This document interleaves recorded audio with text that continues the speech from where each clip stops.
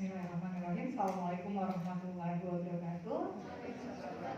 Salam Om Swastiastu, Namo Buddhaya, Salam Kebajikan, salam dan bahagia. Saya Sartika hari ini hadir dengan best practice saya berjudul My Voice is My Learning. Artinya saya menggunakan suara saya untuk pembelajaran di kelas.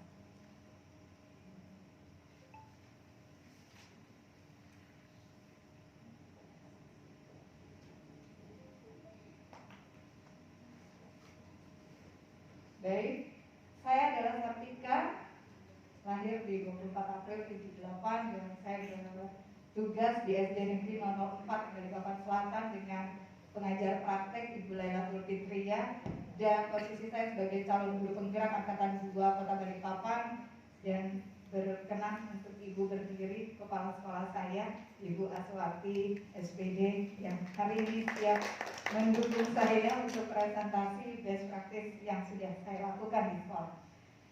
Saya menggunakan blended learning in flipped classroom. Ini adalah satu metode pembelajaran yang digunakan selama masa pandemi COVID-19. Banyak yang menggunakan aplikasi metode secara online, dan di sini saya lebih memilih kepada blended learning yang menggunakan flipped classroom. Apa flipped classroom ini? Jadi flipped classroom ini adalah kelas modern dengan model pembelajaran terbalik. Kemudian di blended learningnya ada pembelajaran asinkronus dan sinkronus yang saya gunakan kesemuanya ini secara efektif 6 hari belajar di sekolah negeri Senin sampai dengan Sabtu. Kemudian saya menggabungkan antara e-learning dan conventional learning. 4 hari saya menggunakan e-learning, 2 hari saya menggunakan conventional learning. Selanjutnya ini latar belakang kenapa saya memilih kegiatan seperti tadi, pandemi COVID yang mengharuskan kita mengikuti PJJ, pembelajaran jarak jauh yang lebih dikenal dengan DDR, belajar dari rumah, sehingga apa yang saya harapkan tidak adanya yang namanya learning loss atau menghilangkan pengetahuan dan keterampilan yang biasa kita berikan di dalam kelas secara langsung. Ketika kita pandemi, pemikiran dari guru bagaimana saya membuat keterampilan anak berkembang, bagaimana saya meyakini pengetahuan yang saya sampaikan tercapai. Kemudian blended learning ini menjadikan interaksi dua arah menjadi lebih menarik dengan membekali kemampuan murid dalam berpikir kritis, kemudian bekerja sama, berkomunikasi, berpikir kreatif dan inovatif. Ini salah satunya masuk dalam profil pelajar Pancasila, sehingga terwujudlah pembelajaran yang menyenangkan walaupun hanya dilakukan di dalam rumah. Tidak terpikir dari kita bahwa bagaimana saya tahu anak murid saya ini senang dengan pembelajaran yang saya berikan. Saya tetap menggunakan refleksi dan juga komunikasi dua arah dengan orang tua melalui kelas orang tua. Langkah-langkah yang saya gunakan dari 65 asinkronus ini tidak langsung ya Bapak Ibu, dan ini sebenarnya ini jadi model tulisan ini 20 dan ini sisanya untuk conventional learning. Kemudian LMS Learning Management System yang saya gunakan hanya berbentuk Google Classroom. Ini adalah LMS yang paling sederhana yang mungkin Bapak Ibu juga semua sudah menggunakan. Bahkan ada yang sudah lebih tinggi daripada ini seperti Microsoft 365 dan lain-lain yang saya gunakan ini karena kelas saya masih kelas rendah, kelas 3. Berharap apa? Berharap mereka sendiri bisa menggunakan, bukan orang tuanya yang pegang-pegang HP, tapi mereka yang membuka sendiri apa yang saya kirim setiap hari di jam 8 di Google Classroom. Kemudian materi yang saya siapkan secara sinkronus learning baik secara daring maupun luring dengan memanfaatkan teks, audio visual, dan multimedia. Kemudian penjadwalan pemberian materi ini seperti yang saya sampaikan tadi ada 4 hari secara asinkronus dan sinkronusnya 2 hari, kemudian tatap mukanya di akhir di Jumat Sabtu kebetulan jadwal saya. Conventional learningnya dilakukan dengan PTM terbatas dengan salah satu kegiatan saya yang tadi saya tampilkan di stand saya adalah Big Book. Ini adalah pengimbasan dari materi yang saya sampaikan. Hasil dan dampak program yang saya tampilkan tujuannya tadi adalah menciptakan mereka untuk profil pelajar Pancasila, kemudian bertanggung jawab, aktif dan inovatif, dan mendapatkan sumber informasi yang kreatif serta meningkatkan kemampuan untuk pemahaman dan meningkatkan kemampuan untuk mendengarkan dan menjadikan kelas menyenangkan. Ini hasil dan dampak yang saya inginkan dari ide program yang saya lakukan dan sudah saya laksanakan.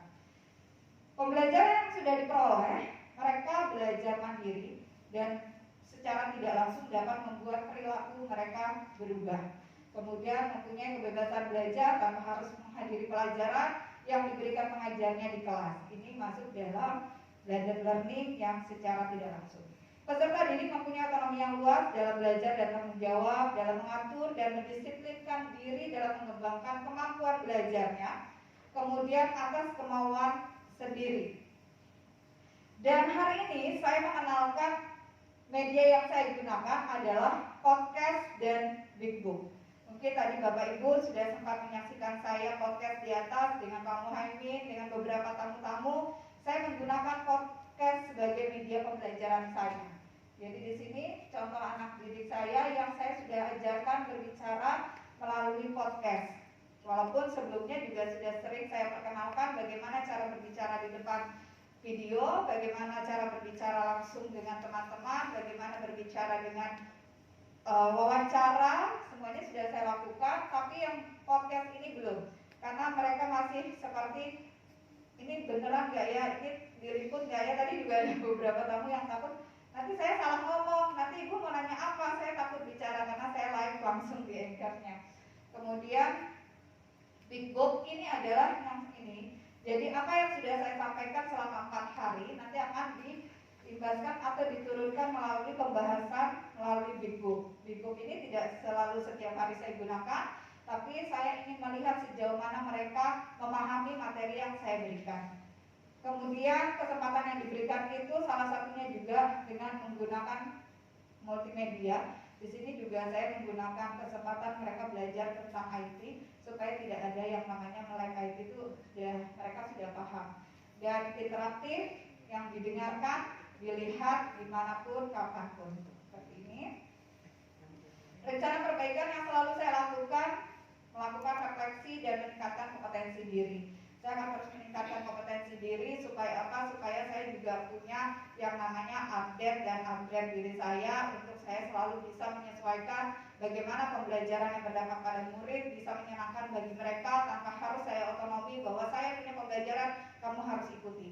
Saya punya teknik seperti ini, kamu harus jalankan. Saya tidak mau tahu kamu suka, tidak suka, seperti itu. Saya tidak maunya seperti itu. Tapi bagaimana kita membuat anak-anak berpikir, saya adalah guru yang mereka rindukan, saya adalah guru yang mereka selalu inginkan dalam pembelajaran setiap hari, Senin sampai Sabtu. Kalau saya tidak mengirimkan tugas, pasti langsung WA melalui audio, supaya saya selalu mendengar suara dia, bahwa ini bukan perintah mamanya, ini bukan perintah bapaknya untuk menanyakan pembelajaran apa hari ini. Kemudian menindaklanjuti 4 menit. Menindaklanjuti umpan balik dari rekan guru, ini juga merupakan refleksi. Saya bertanya dengan teman, saya meninjau umpan baliknya, bahkan bukan hanya teman di dalam kantor saya, di tempat sekolah saya, tapi menyebar bagi teman-teman saya di lain, termasuk teman-teman di CGP ini banyak sekali yang sering saya minta umpan baliknya. Kemudian mengembangkan diri dan orang lain, berpartisipasi aktif untuk meningkatkan kualitas dengan terus improvisasi penyajian pembelajaran. Ini adalah improvisasi penyajian guru pembelajaran. Saya ambil dan saya kopas dari orang yang selalu menyatakan dirinya saya adalah improvisation teacher. Saya adalah seorang guru yang selalu melakukan perubahan. Saya kepengen seperti itu. Ini sudut pojok kaca saya yang juga saya gunakan sebagai tempat saya podcast. Mohon maaf saya belum mempunyai ruangan khusus. Di stand saya tulis kendala saya menginginkan ada ruang khusus. Mudah-mudahan tadi pada saat saya tapi saya menyadari itu dan saya senang karena saya bisa menggunakan aset di sekolah untuk bisa menggunakan sudut ruang ini. Saya gunakan untuk podcast. Jadi samping membaca, di sini ada pojok yang saya setting, sebenarnya di ujungnya ada pojok literasi saya, dan sedikit ruangan saya gunakan untuk podcast. Jadi di sini nanti anak-anak belajarnya di sini. Kalau saya lagi sendiri memberi materi, saya di sini juga. Ini sebenarnya waktunya aja yang dibatasi, jadi nggak bisa disetel ya Pak. Ini contoh saya ya, contoh saya lagi podcast, tapi insya Allah aman. Kemudian ini contoh saya kalau saya memberikan podcast secara audio tanpa layar.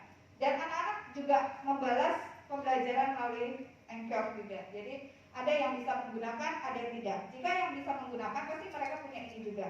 Tapi ketika dia tidak menggunakan, saya meminta dia mengirimkan melalui audio saja dan dikirim lewat WA. Kemudian ini yang secara audiovisual dan ini saya rekam. Kemudian rekaman ini saya kirim sebagai media pembelajaran di Google Classroom. Saya akan pilih anak-anak secara bergantian menurut absen atau menurut kemampuan mereka yang siap terlebih dahulu. Dan ini salah satu contoh akan menjelaskan bagaimana cara merawat tanaman. Jadi tayangannya yang saya berikan. Kemudian suaranya udah direkam di podcastnya. Video juga sih sebenarnya itu. Ini juga video bagaimana mereka menggunakan big box. Mungkin sebelum ditutup sama Pak Aris saya kasih lihat dulu. Ini big box-nya. Saya takut dengar mic-nya Pak Aris. Ini big box-nya 3 dimensi. Jadi mereka akan menceritakan pada saat pembelajaran. Yang ini 3 dimensi dan ceritanya itu karena dia 3 dimensi dia menampilkan barang beneran. Jadi bukan tulisan atau gambar. Nah, nanti dia ceritanya tadi kalau di video dia bilang ini jemuran waktu mana saya jemur pakaian, jemuran kalian mana teman-teman, dan itu direkam dalam video seperti itu. Ini big book-nya yang 2 dimensi hanya berupa gambar dan tulisan. Ini beberapa testimoni sebenarnya. Di ini ada beberapa dari kepala sekolah saya, kemudian dari rekan guru saya, kemudian dari murid saya, dari orang tua murid saya, dari komunitas praktisi saya ada semuanya di sini. Sekali lagi tidak bisa memutarkan karena waktu yang tidak cukup. Baik, demikian yang sudah bisa saya paparkan. Mudah-mudahan apa yang saya berikan ini bermanfaat bagi Bapak Ibu sekalian. Terima kasih dan izin Faris, jika selesai acara nanti Bapak Ibu berkenan memberikan refleksi dan umpan balik di banner saya. Ada suka dan tidak sukanya mohon ditempel saja. Suka silahkan stiker suka, tidak suka dengan saya silahkan stiker tidak suka ditempelkannya. Terima kasih, salam dan bahagia. Sartika, assalamualaikum warahmatullahi wabarakatuh. Luar biasa ya, baru dengar suaranya ini kita udah terkagum-kagum dengan Bu Sartika ini. Wah, luar biasa ya. Kemudian kita lanjutkan ke Bu Mimin Lestari. Silakan Bu Mimin untuk menyampaikan praktek baiknya ya. Jadi nanti ada waktu 15 menit Bapak Ibu untuk bisa saling bertanya. Kemudian juga dari rekan-rekan CGP yang lain juga ingin menyampaikan juga silakan ya. Karena memang kita terbatas